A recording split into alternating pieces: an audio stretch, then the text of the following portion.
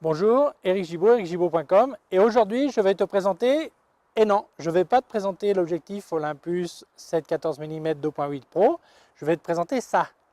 Ça en fait c'est une bague pour pouvoir adapter un porte-filtre, car sur ces super grands angles, ces objectifs super grand angle, il n'y a pas de pas de vis pour pouvoir visser un filtre. Donc je vais t'expliquer tout de suite.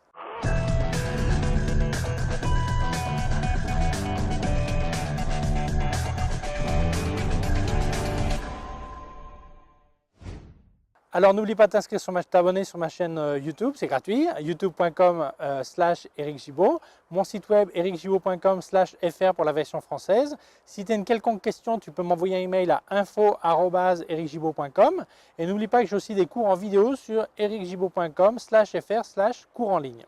Nous commençons donc.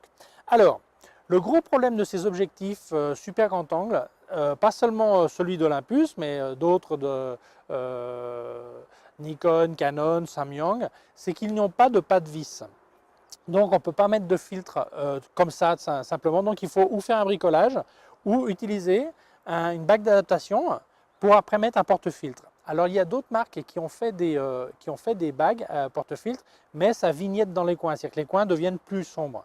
Celui de Lucroy, ça s'écrit, enfin c'est Lucroy, a l'avantage de ne pas vignetter dans les coins. Alors comment ça marche? Alors important, il y a un côté qui est écrit, là c'est marqué Lucroy, il est personnalisé, ça marque aussi Eric Gibaud, on peut le faire personnaliser, ok. Et donc il faut le poser. Alors je vais faire un petit zoom pour que ça soit de plus proche. Alors je mets bien les lettres vers l'arrière, ok. Et là je le rentre, et tu vas voir qu'il y a 4 petits ergots qu'il faut bien placer dans la partie la plus basse du parasol. Alors c'est bien important de bien le placer. Évidemment le faire en vidéo c'est pas facile parce que sinon je le poserai de l'autre côté, voilà, ok. Pour bien le placer parce que si jamais il est un petit peu décalé, tu vas avoir du vignettage dans les coins, ok. Donc il faut bien le placer. Une fois que c'est placé, tu peux prendre ton porte-filtre, ok. Alors ça c'est pour filtre carré de 100 mm, ok. Bah de carré, ça peut être rectangulaire mais de largeur 100 mm. Et voilà, je le place. Alors c'est important, une fois qu'il est placé, que ça soit aussi bien horizontal, parce que s'il est tourné, ça va vignetter évidemment, ok. Donc il faut vraiment qu'il soit parfaitement placé. Une fois qu'il est placé, je peux poser le filtre. Alors ici j'ai un filtre.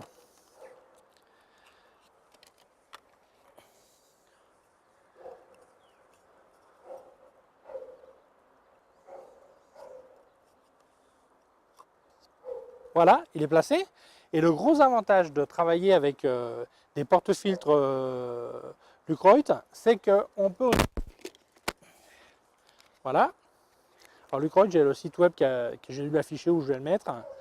On peut mettre des visières sur les côtés. Alors, je ne devrais pas tout prendre à la fois, voilà.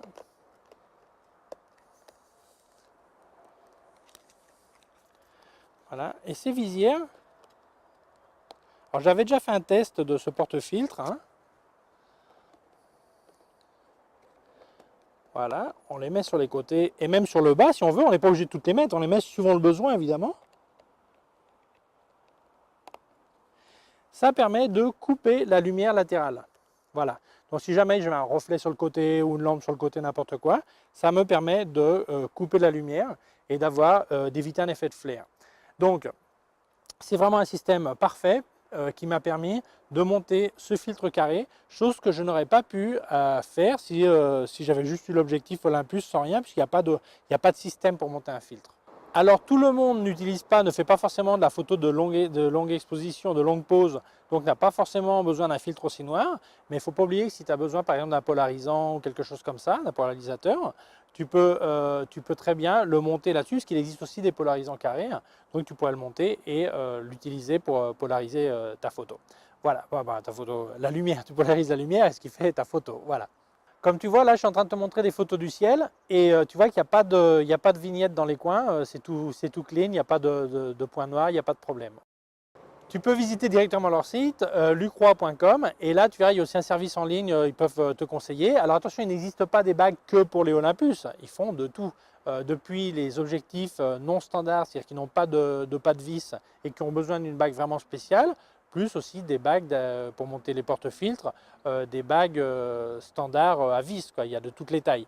Après, ça, c'est un porte-fil de 100 mm. Ils ont aussi une taille 165 mm pour des objectifs plus grands ou des appareils moyen format.